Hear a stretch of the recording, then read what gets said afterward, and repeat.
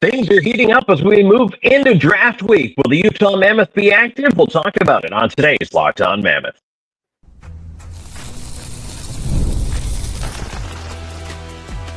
You are Locked On Mammoth, your daily podcast on the Utah Mammoth, part of the Locked On Podcast Network, your team every day.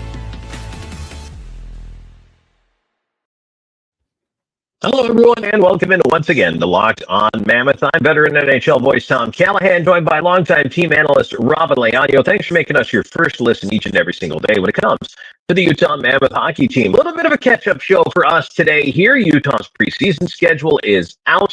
There's been some trade movement in the NHL, and we're going to talk about whether or not the Utah Mammoth are going to get involved. And also, there might be some other in-town hockey news of significance that we are going to get to. First of all, though, welcome back, Robyn Leonio. Good to have you back here. I feel like I've been away a long time too. Boy, it's a couple of days away, and I feel like I've been missing it.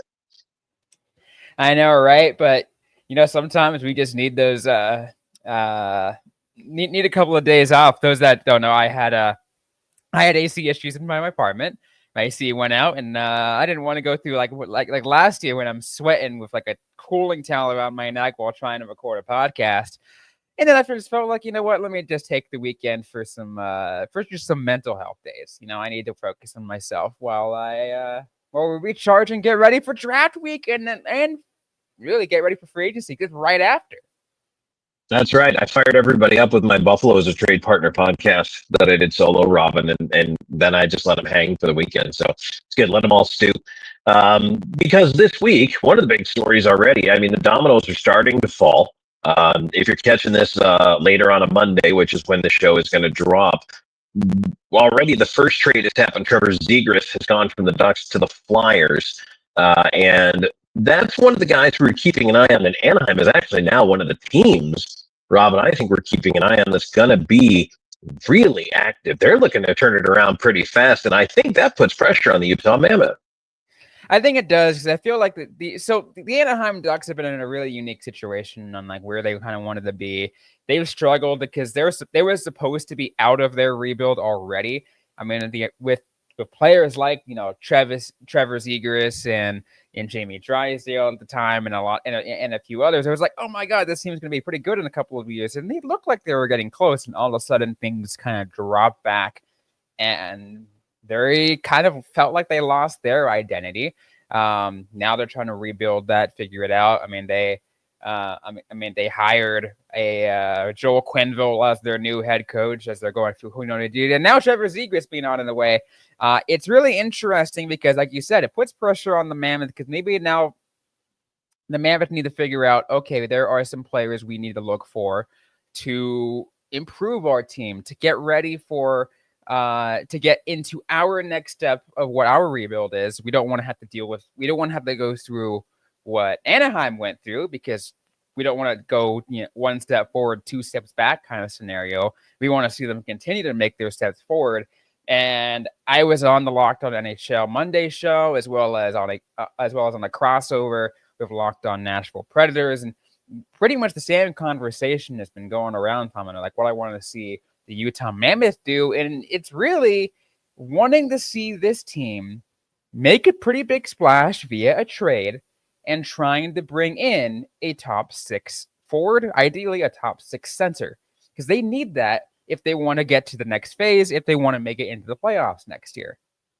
Robyn, I think a great way to address this too, and it allows me to kind of reach back and talk about that Buffalo podcast. And I did that as a food for thought. I think a lot of people are like, well, I don't want this player, I don't want that player. That's fine. I want to talk about teams and players that are available and how they might fit or benefit the Mammoth. But here's my point. One of the things I talked about was possibly bringing in another defenseman, to which everybody quickly said we don't need another defenseman. It's like, well, when you're mid-pack in all of your defensive stats, just because you have a ton of defensemen and potential doesn't mean they're the right ones. And I think you can say that about the forward core, the goaltending, anybody, the coaches, the training staff. You have to find the right ones. And that's what this process is about for Utah, is getting the right players in there. The other thing, too, is I feel like a lot of folks who listen to Locked On Mammoth here, are not only our everydayers, I think, kind of understand a little bit more of what we're about, and the food for thought, and we like to stimulate the discussion. But if you're new to the podcast, one of the things we do and we try to do is get that talk going, get your wheels spinning, not just ours, get your wheels spinning, because if you're missing the playoffs with the roster you've got now, then some things have to change, and some things will change. That's just the nature of hockey, free agency, and the salary cap. So why not? Let's all figure out how to make this team incrementally or a giant leap better for this upcoming season, make the playoffs and do some damage. That's what I want to see. Yeah, and it really is about trying to finding right pieces to the puzzle, right? Finding, hey, what players going to kind of slot in. Some things didn't work last season, and we saw there was still some inconsistencies. The team was still young, dealing with a lot of other and dealing with some issues of being still a younger, newer team, adjusting to a new city, whatever quote excuse you want to make or reason you want to say why this team didn't make the playoffs last year. You still want to address that. I'm going to take a look at, okay, what do we need to do? How do we need to fix this? And we have our ideas. I think I'm glad you brought it up. We have our ideas, our thoughts. Sometimes mine differs from yours, and it happens pretty often when mine differs from yours. Sometimes I agree. That also, that's a little bit less common. But I think the point is, what I'm glad you're trying to make is we are trying to get those people, all of you listeners, to be able to have that conversation with us. You probably severely disagree with us, and you know what? We love it if you do, because it allows us to have this conversation and say, hey, it's like, oh, I really don't think that Utah should be going after a player like JJ Peterka or Tage Thompson. And I'm like, okay, that's that's how you think. Give us your reasons. I'd love to hear it. I love to hear what you thought. Maybe, but here is maybe reasons why it does. And we see the engagement happen all the time on our YouTube comments, right? We have listeners who are severely in agreement with us or the opposite, and they're having conversations as well. And that's what I love about it. Absolutely. And you know what? Robyn, I would have a hard time envisioning the roster as it now stands, even making it to opening night fully intact. I just don't think it's going to happen. I think players will move. I think, some guys clearly aren't going to come back. There'll be some trades. There'll be some movements. Who knows if it's going to be centered around the draft. But that's kind of why we put our heads together on this and try to figure it all out. And you know what? At the end of the day, the goal is, the number one goal is the Stanley Cup. And if you weren't the Florida Panthers this year, you weren't good enough to win the Stanley Cup. Your bar is Florida. That's how good you have to be. You have to figure out, how can we be like Florida? How can we get there? Because not only that, but Florida just won back-to-back. How do we get there? That's a really important question. And you're right. There's a good likelihood that things might not be the same going into next year. And I think it's important to kind of point out that there is, I think Utah still is trying to bring back some players. We talked about the restricted free agents and where some players are like that. We do know right now there seems to be reports that Utah is at least in conversation with trying to re-sign Jack McBain, but again, they're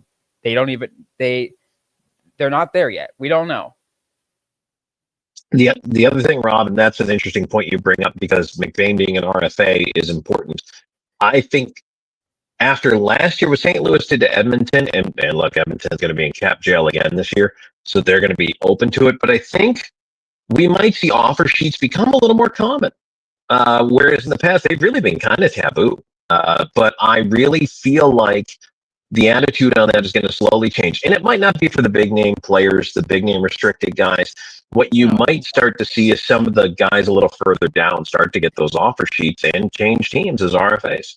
In those middle tiers, right? Because it's a point I made on the Locked On NHL show, as well as on this show, right? Because you have the ability to go for an offer sheet, a $11-12 million player, doesn't mean you should, because that's not really the brightest move if you're a kind of a team that wants to have a stronger future and wants to stay to stay around and be a lot better. So teams are a lot more smarter about it. But yeah, if you can afford it, and let's say you are like Utah, right, who has such an incredible amount of draft capital over the next like 3-4 years, like, yeah, why not? You have the draft capital. Why not go for it? Draft capital, cap capital, like they have a lot going for them right now. Utah's in a very good spot, which is why it's a great time to be a fan of this team. Yeah, they really are. They've got a lot going for them. We're going to talk about what they've got going for them, and in case you might be somehow jumped in the middle here, but Trevor Zegras has been traded to Philadelphia. That is the first gate to drop here, draft week. And of course, Robyn and I are going to get heavy into the draft coverage here in the next couple of days, but today we're kind of catching up. We've got some big news items to get to, including a local team in Salt Lake perhaps up for sale. Well, we're going to talk about that, but also Utah's preseason schedule is out. Robyn and I are going to take a look at that for you right after this.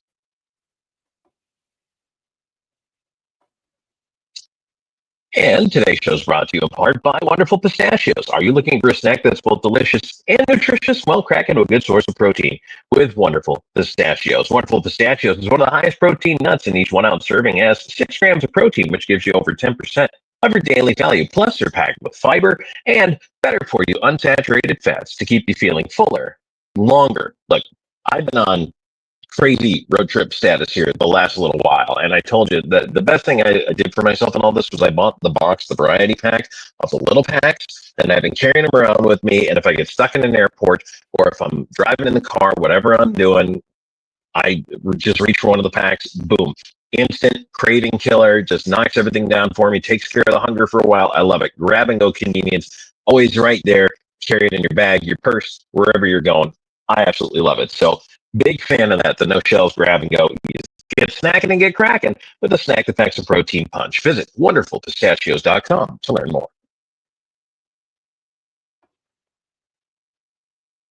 Tom Callahan, Robyn Leano here with you on Locked On Mammoth. Hey, subscribe if you haven't already. It doesn't cost you a thing. And besides that, you get all this great content. Now, if you're on YouTube, I haven't told you guys to do this in a while, but click the bell, because the bell lets you know when new episodes drops. And if you hit the thumbs up, that also helps us with the algorithm and helps you with the algorithm as well to find more great hockey content. Plus, we're available anywhere you get your podcasts.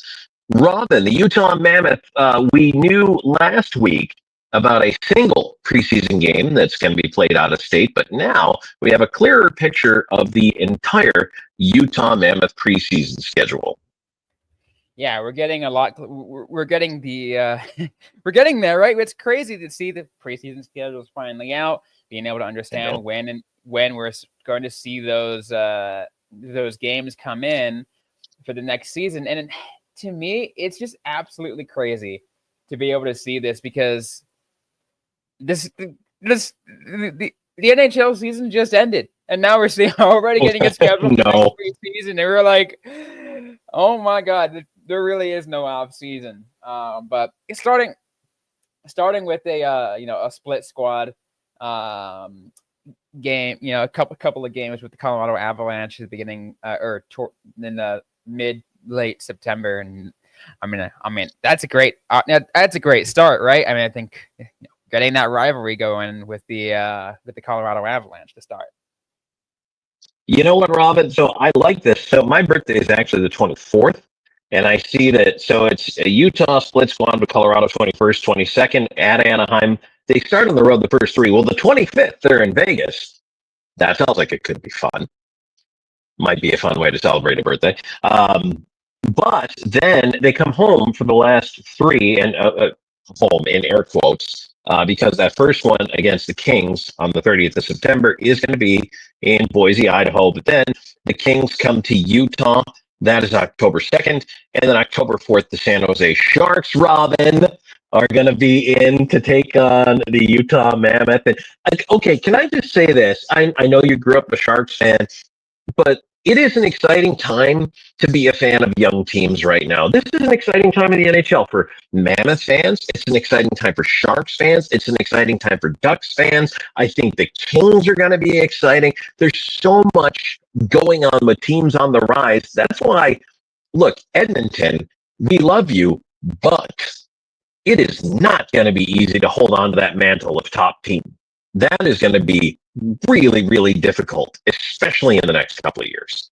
It's amazing the era that we are in now of just watching some of the talents come through and seeing where a lot of these teams are are coming through. I mean, you mentioned some of those teams, right? I mean, let's take a look with the Utah Mammoth, when they have a guy like Logan Cooley, they have Shimashev and Boot making their way over. For the San Jose Sharks, between Will Eklund, Will Smith, and Macklin Celebrini, the Ducks, they got trying to think Mason McTavish. I'm trying to think some others on the top of my head and coming through. But yeah, you're right. The young talent that they were all drafted off early in the first round within this decade, they look so good. It's an exciting time. The youth movement in the NHL, I love it. Yeah, it's so much fun right now. And I mean, again, Logan Cooley, Josh Doan, and guys coming up. You mentioned Simashev Boot, and then we saw Lamoureux last year. Plus, there's other draft picks. I can't wait to see what TJ Ginla's going to do. Unfortunately, I don't want to say he got set back a year, but he's probably going to spend another year in junior here to get a full season in, and then go from there. But it's so exciting. It's awesome. So, Robyn, out of those opponents, let me just ask you back to the preseason, give it a real quick. Who are you most looking forward to seeing? Colorado and the Split Squad, Anaheim, Vegas, the Kings, or the Sharks? It's a really good question. I think to me, I think that Vegas game, I think it's right around that point in the preseason we might start to see a little bit extra push from some of the players, because those when you might know, like, hey, this might there be an opportunity for these players to make a roster. We're going to see an extra push, one, but also two, it's against Vegas, who's kind of always been in the middle to upper tier of the NHL. Right, they've always been a stronger team. Not that in Colorado's not. That's a split squad. That's the first weekend. There's not a whole lot going in there. It's cool to watch, sure, but when you're against Vegas, like, that's a team that's always a tough matchup. Yeah, and again, I think that's going to be a good one. The other one that I'm actually circling is October 2nd against LA. And here's why. Because it's not the last game. The last game of the preseason against the Sharks is also going to be wildly entertaining, because that is the final chance to settle the roster spots, right? Everybody who's competing in that 9, 10, 11, 12 forward bubble, everybody who's competing in that 5, 6, 7, 8D bubble, that is their game. But that Kings game against Utah in Utah, October 2nd, Robyn, I think that is the best look you're going to get at the Mammoth lineup before opening night. There really will be like you'll probably see some players like at this point you'll probably still see, like, I mean, again, maybe fingers crossed, but Tisha Ginla might still have a spot, in the preseason then, where you still might see Maverick Lamoureux and some of the other high profile prospects. They're going to be up there, and say, how long can they last? How long are they going to be up? Can they make the final roster, or are they going to start the next year in junior or with the Tucson Roadrunners? Absolutely, and who knows? There could be some surprise names in there by then, depending on what happens between now and then. Could be a lot of fun. So always love heading into camp, see who the surprises are going to be, and how everybody's going to perform, hopefully as expected, if not even a little better. Robyn, we have news in the Salt Lake hockey community, and it is significant and substantial, I dare say, and we're going to share that with you next. And today's episode is brought to you by FanDuel. Summer sports are in full swing, and whether you're about baseball under the lights, golf on the green, or high-stakes soccer action, FanDuel is the best way to make every game even more exciting. If you're already following on the action, why not make it a little bit more thrilling? With FanDuel, you can get in on the game while your friends are getting sunburned at the beach. I have been using FanDuel to track my favorite matchups, and the app keeps it fresh with all daily promotions. And to be honest, one of my favorite things is betting on baseball. Like, I love baseball, but I'm not like a baseball diehard, so I don't really go crazy, and I don't have too much of emotional connection. I try to use a little more logic, and it's a little bit tougher. So it makes it really fun to be able to do that. But when I'm placing a same game parlay or watching a bet right into the ninth inning, sometimes that stress will get to me. But FanDuel makes it feel like I'm all part of the action every single day. New to FanDuel, new customers can get a $5 bet and get $150 in bonus bets if your first bet wins. Open the FanDuel app today and visit FanDuel.com/lockedon to get started. Tom Callahan, Robyn Leano here with you, Locked On Mammoth. Thanks for making us your first listen each and every single day when it comes to the Utah Mammoth hockey team. And Robyn and I discussing, we talk about a lot of things. We talk about community rinks. We talk about everything that's going on in and around the area. And Robyn, this has a place on this podcast, especially for the local fans of the Mammoth in that greater Salt Lake area. There's some news about perhaps the ECHL Grizzlies. Absolutely. This was actually tweeted yesterday when everyone's listening to this. So this is Monday, and when most people were listening or when this episode is dropping. Yesterday, on Sunday, the Utah Grizzlies Twitter account posts this as a message to our devoted fans. And I'm going to go ahead and read to you the message for those that maybe they weren't on Twitter, or maybe you're not on YouTube, so you can't read it. So maybe you read along with me if you are. Where it says, the Utah Grizzlies announced today that the organization has begun a formal process to explore the potential sale of the team, a path that could ultimately lead to the relocation of the franchise. This step comes with a deep reflection and heartfelt appreciation for a community that has embraced the Grizzlies for nearly 3 decades, from championship runs and Olympic legacy to countless unforgettable nights at the Maverick Center. The Grizzlies have been proud to call Utah home. The decision to explore a sale follows a period of transition for the team's longtime owners. After passing of Dave Elmore in 2023, amid the declining health of his wife and co-owner, Donna Tuttle, the family's ability to remain actively involved in the team operations has understandably diminished. Their devotion to the community-centered sports and its stewardship at the Grizzlies has left a lasting impact on Utah's hockey landscape. Kind of skip forward for a little bit, just kind of get an understanding where this is at.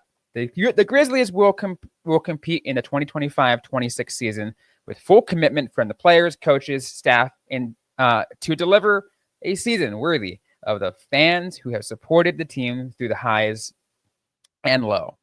At this point, no sales have been completed. No relocation has been finalized. Both will require formal approvals from the ECHL and other stakeholders. Over the coming months, their organization will continue conversations with the ECHL and local leaders to ensure best possible path forward. The Grizzlies will share updates as decisions unfold. To our loyal fans, corporate sponsors, and to the leaders of West Valley City, thank you.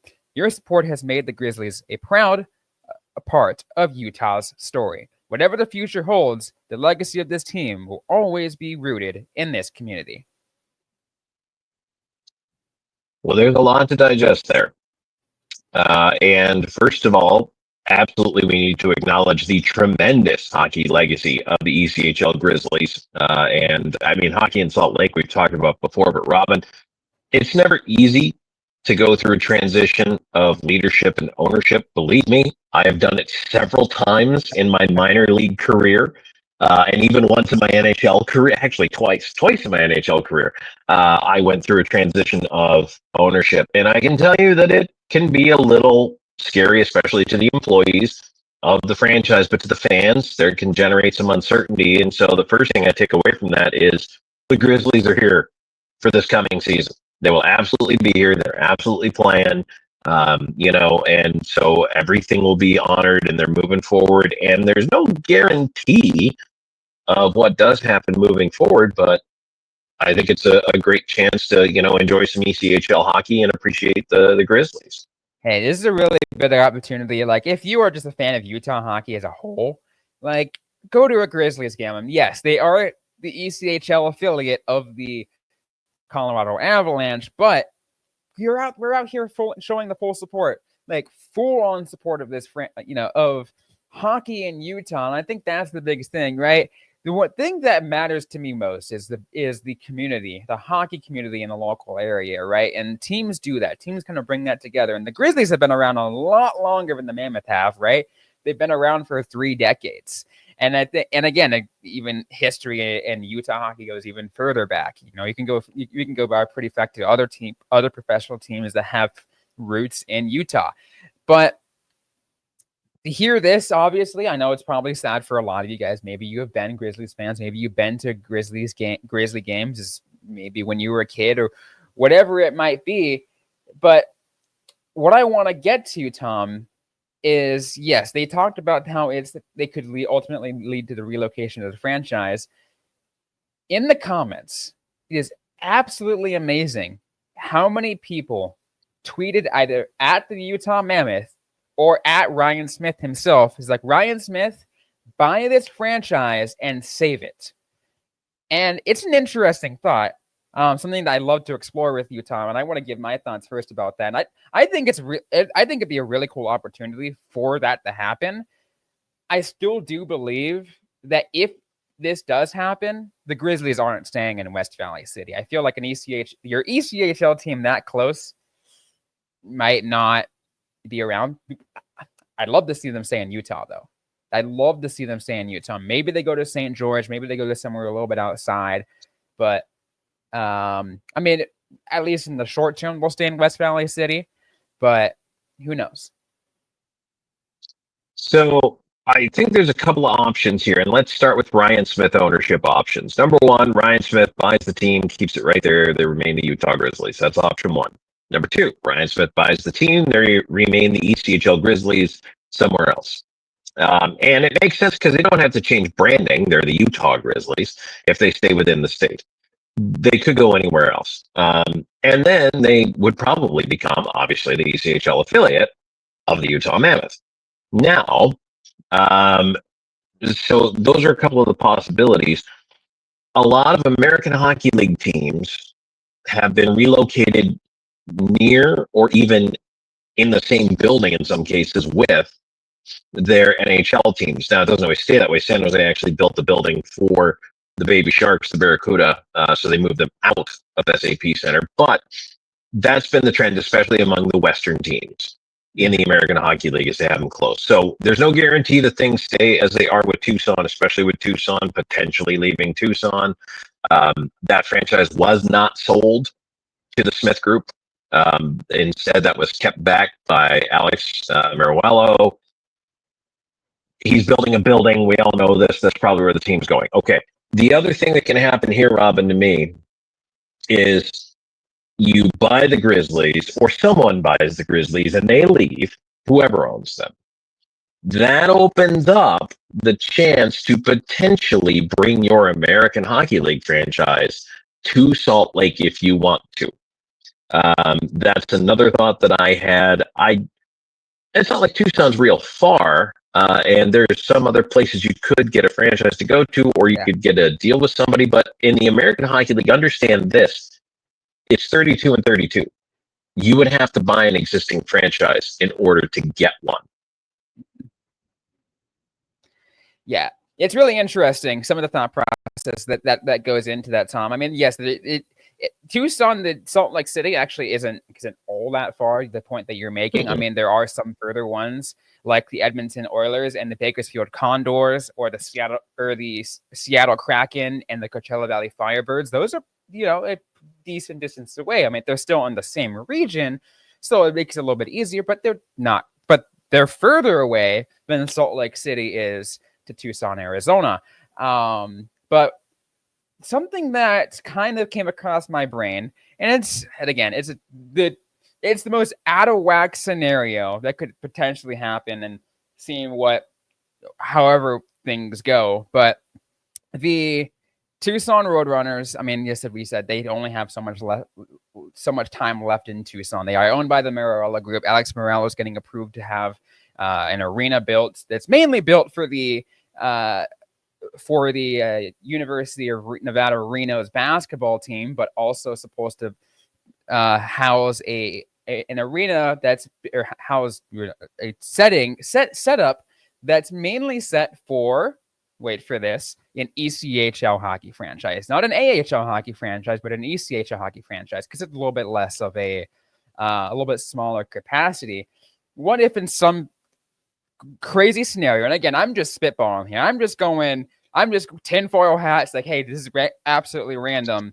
we see a little bit of a swap. Yeah, it would be really crazy if Tucson went down to the ECHL. The Grizzlies got bought by like the Ryan Smith group, went up to the AHL, and are that close.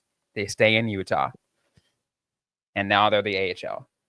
It's again, you have to go through approval of the ECHL right, as well as the AHL on all the owners and go through all of that. This chance of this happening is slim to none. But like I said, this is me wearing tinfoil hat saying, thinking of that thought process in my head, mainly because at the time that the arena was announced in Reno, it wasn't supposed to house an AHL hockey franchise rather than ECHL hockey franchise. I'm gonna see your tinfoil hat and put a fork and a knife in mine and tape it on. What if they don't stay in Tucson, but they get the franchise and they move it in with Arizona State so Phoenix has hockey again? Now, number one, I know Arizona State doesn't want that. I know that really well. Greg Powers made that very clear the several million times we talked. However, that certainly was because of the old ownership group. I don't know if things would change with Ryan Smith, especially if Ryan Smith might put his name on a building. But I'm not saying that would happen. I'm not saying that wouldn't happen. But that, and then they could maybe assume the old Coyotes digs, essentially the locker room and everything that they left for Arizona State. I don't know. It's just a thought. It's there for a pro team, right? It's there. Just a thought. But there's a thought, I would like to see Tucson not lose their team. Yes, I mean, in an ideal world, Tucson doesn't lose their team because they've gone through a lot too, right? But it's an interesting thought process on that one, I think, because, well, I mean, Phoenix would love to have a team back, even if it is a minor league hockey franchise. And I mean, there are a number of people here who just want to see hockey. They just want to see hockey back, right? Again, I still leave transparency. I still live in Arizona. I live 5 minutes away from Mullet Arena, right? I can bike there if I wanted to. It's so gushing. Maybe not in this heat, but but I can. I really can. But I mean, there is a thought process there. There are some people who actually like there is another aspect where I said, yeah, so a huge amount have tweeted at the Mammoth and Ryan Smith to buy the franchise, but there are also the Coyotes fans who didn't jump over, who said, "Oh, you know what? An owner should buy the team and bring him back down here to Phoenix. Like, what if we do that?" And there are other places you could go. Prescott Valley's got a real nice arena, no team. There's always. I mean, you absolutely could. There's a lot of places that you could potentially drop a team into. Of course, there's always the conjecture about, now they're trying to establish roots in Boise, Idaho. The Steelheads have been a strong market for years, or a strong team and a strong market up there for years. So there's a lot of what ifs kicking around. And Robyn, there's a lot. Go ahead. And there is a lot of what ifs kicking around. And a lot of people who want this. And again, we're just speculating. We're just spitballing. As you said, kind of like tinfoil hats, putting fork through, going absolutely crazy on other hypothetical scenarios. And again, the key word here is hypothetical. What we're talking about, though, is still wanting to see at least the legacy of the Utah Grizzlies stick around and do whatever you can. That's one. But two, just, at least having maybe some kind of link between the Mammoth and the Grizzlies, or whatever way you can do it. Maybe they have a different name, who knows, whatever it goes. But the other point that I want to make, and someone commented when I put, should Ryan Smith buy the team on Twitter, is that someone said, hey, like, I don't think they should, but like, maybe you can maybe this team gets bought by another owner and then they relocate outside of whether it's relocate to Arizona or to like New Mexico. And they said, don't worry. Ryan Smith shouldn't worry about this because he doesn't want to kind of spread thin his resources when you're still trying to grow a team in Utah, which is a good point, right? There still is a lot of roots, a lot of growth to be made. I mean, Utah's got an incredible fan base. You guys are all fantastic. I mean, we're seeing that, right? But there still is that point to be made of that happening. I mean, the Vegas Golden Knights, I mean, they that first for a while, they didn't even have to worry about buying their own AHL franchise. They kind of just shared it with the Chicago Wolves and did whatever it kind of did independent stuff until they built their roots and then got the Henderson Silver Knights, which is, again, within their own limits, though, rather than having ownership of a team and it being in a different state. It may be still the Mountain West, but still a different state. That is spreading your resources a bit thin. And it's a good point that they made. It'll be interesting to me to see just how exactly they're going to want to go about it. And there's nothing in the rules, by the way, that says you have to have an ECHL affiliate. You don't even really have to have an American Hockey League affiliate, although you should. Ideally, you do. Yeah. Yeah. But teams have shared affiliations before. It's not the best circumstances, but it happens. There was a period of time in which the Charlotte Checkers, who were the longtime affiliates of the Carolina Hurricanes, because it can make sense, right? Carolina, all of a sudden they swapped affiliation and went and became Seattle's affiliation until the Coachella Valley Firebirds came in. It was like, what is happening? Yeah, it's and teams have shared before, and the Chicago Wolves you mentioned earlier, one of those, because they're independently owned and operated. Yeah, they are. They've had affiliation agreements with, I think at one point they shared with Vegas and St. Louis. Yeah, it goes around. It's kind of crazy. There used to be a group, this is going way back, but a news group, brief story, when Yahoo news groups were a big thing, and one of the groups I was in was just called Silly Season. And the Silly Season group was completely dedicated to tracking every single minor league hockey sale of a franchise, move of a franchise, affiliation agreement of a franchise, and it was always jam-packed with stuff in the summer. It was crazy. It was a lot of fun to follow, but it's calmed down a little, but you never know. I mean, there could be some news here. So, for Grizzlies fans, keep heart and keep hope that, maybe the team, if it doesn't necessarily stick around locally, maybe it's somewhere close by. But in the meantime, they're not going anywhere for this year. So you get to enjoy this season for sure. Go out there, show your support. You know what? I would love to see the Maverick Center sold out for a good portion of the season. It's one of the fastest growing cities in the United States. I think you could sell out Mammoth games and sell out Grizzlies games and sell out some Jazz games along the way as well. Yeah, absolutely. Robyn, this was a packed episode. Oh yeah. What do you want to leave as your final takeaways here? Gee, I don't know if I think I said all I needed to say, Tom, for the day.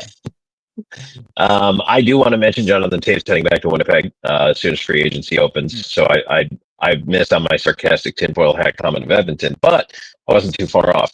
One province over. But the movement's going to start. And now further this week, we're going to get into draft, really focusing on the draft coming up this week.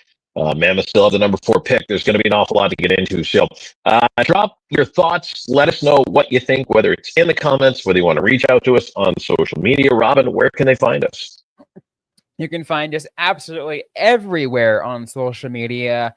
Most of the active comes through Twitter, where you can find us at Locked On Mammoth. Same handle all across, but I'm more like I handle the Twitter and I'm really active there. So you can also find me there at Robyn_Leano. And I'm over on the Blue Sky side at Tom Talks at Callahan on Air on Twitter. I do still occasionally hang out there. And you know what? This week it's probably going to be pretty busy over there. So I will be checking in there more often than not. But we always look forward to hearing from you. We thank you all for being a part of the show. Thank you so much for making us your appointment listening here. And Robyn and I will be back with plenty more content this week on Locked On Mammoth.